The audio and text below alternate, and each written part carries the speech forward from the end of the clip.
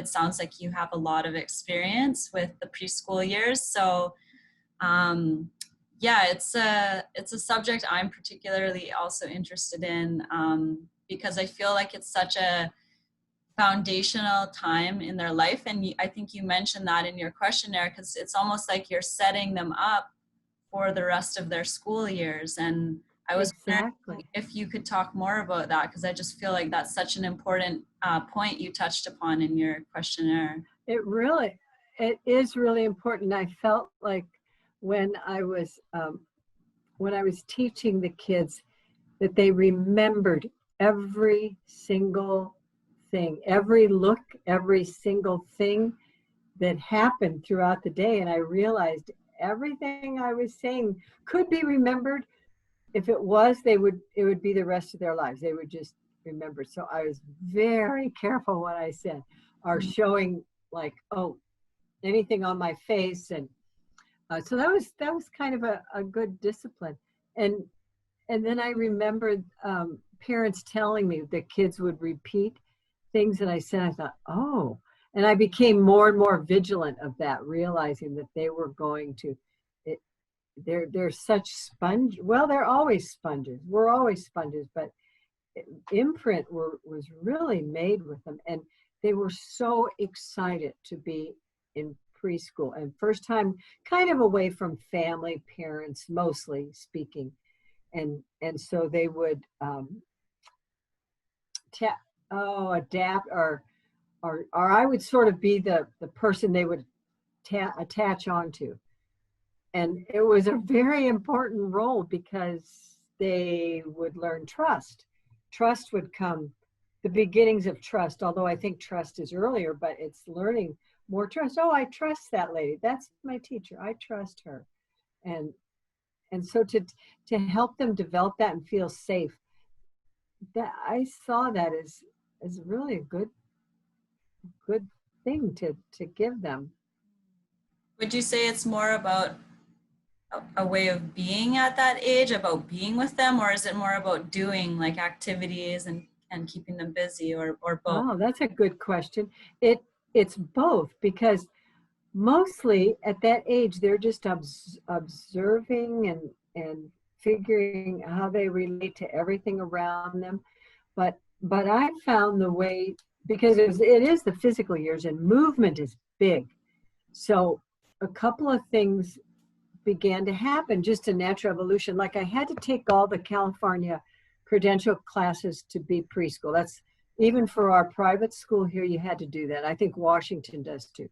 So I did all that, and I took what I could from it, but I would begin to learn what really worked with the kids from year to year. And one thing was we would take walks. After we did circle, at snack, it would be walks. And if it was rainy or snowing, we'd probably go anyway, but within reason. And I found we were walking a mile. And the kids go, oh, I can't walk up the hill. I go, well, let's try. And then everybody else would do it because they'd all been trained. I had them for 2 or 3 years. And I found how the energy, well, you know how when you exercise, how your energy shifts and how you feel better? Well, yeah. And it was challenged. They became very proud of themselves. They were challenged. And it moved their energy, it directed their energy, and made the day easier. Made the morning easier. But so you would start. So activity besides just being. Would you start with the walk, or would you kind of bring it in the day if you felt it was needed, or was that just a regular thing you would do every? Well, I found with that age, what seemed to be good was just keep your schedule and variations within your schedule. But we would come and they would play. We would have circle pretty early, within the first hour, and then we would have snack, and then we would walk. And if it was rainy, we had a gym down at the bottom by the market. So we'd go down there and we'd play games, and we'd run and we'd make up pretend games were the best, and they could make it up themselves.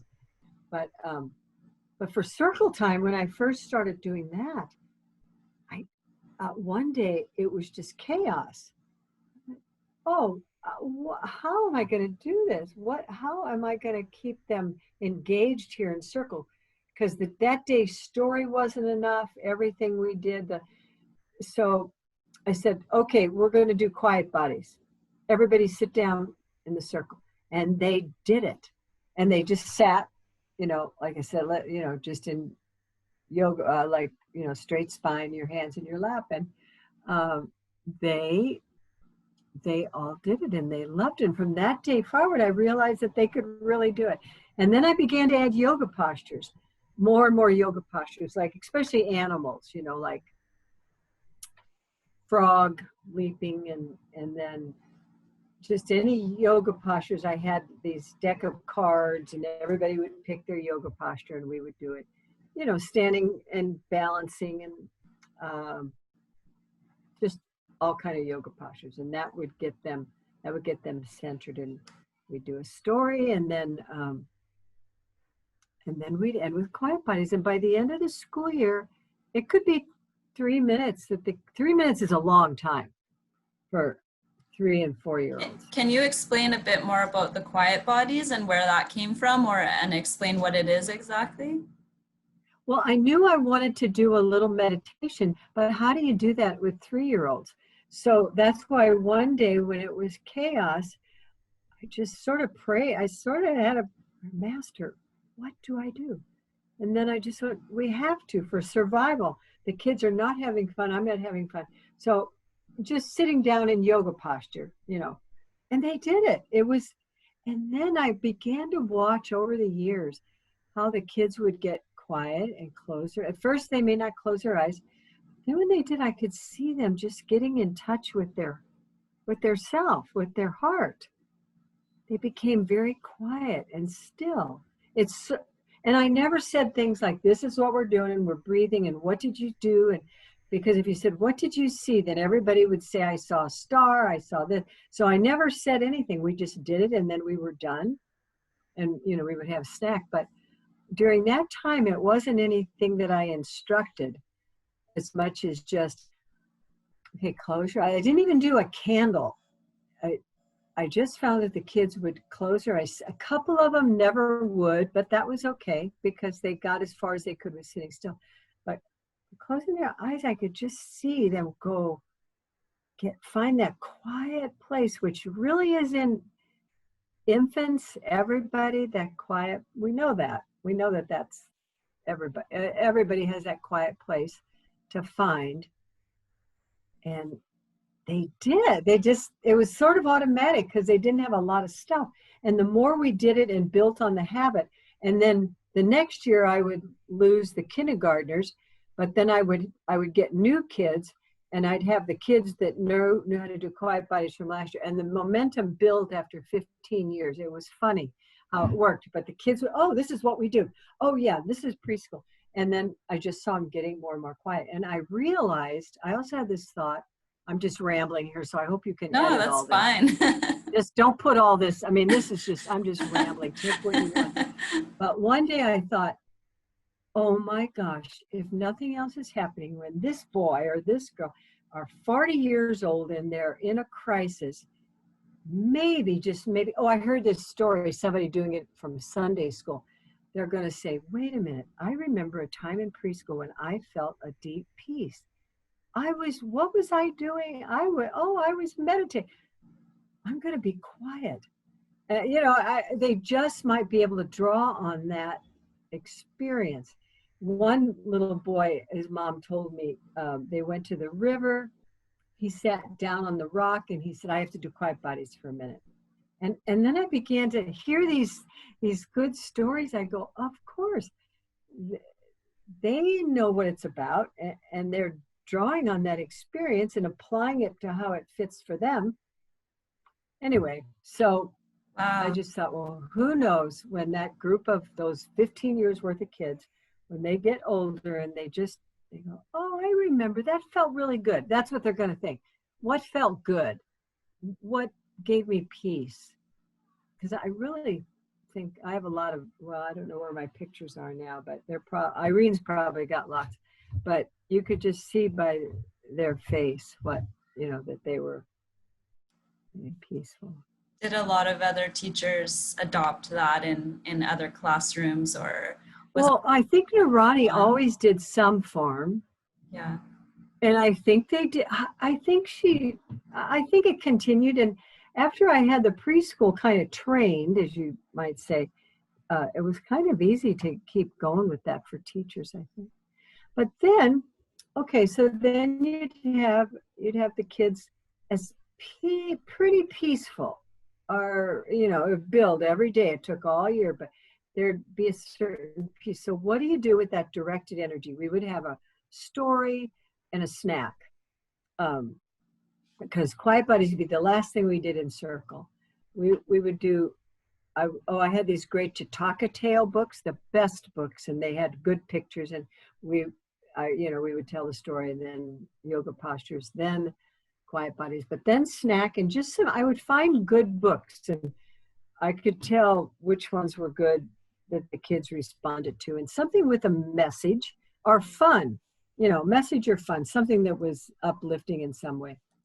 But then during winter months, couldn't go outside quite as much. But one thing I found was to build on that energy I would do plays. We would do a play maybe at Christmas and at the end of the year. And they'd be little skits like Frog and Toad, the Frog and Toad books. Well, we would act that out. And there would be a frog and toad. Everybody else would be flowers. The ones who I knew couldn't remember they would be a flower, and they would stand there in great costumes. And we did.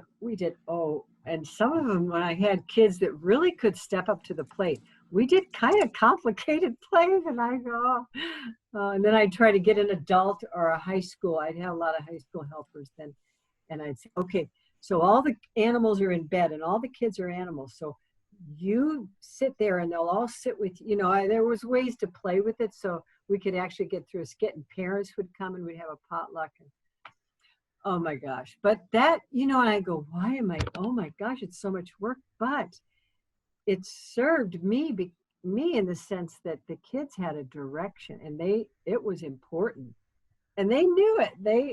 They had, so those were the walk, the quiet bodies, and the play. I think those were the things I mentioned. What was it about that age that sort of made it stick for you? Why did you end up, staying with preschoolers? Was it there something about that age for you? Maybe I'm just still in that sometimes I feel like a 3-year-old in the way that I can really pretend. I don't know. I could be creative. I could see their creativity. I could bring it out.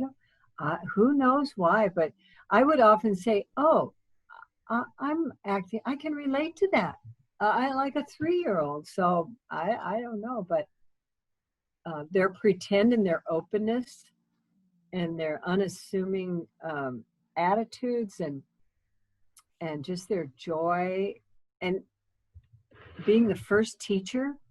I didn't realize this till kind of toward the end, but one mom came back to me just even a couple of years ago.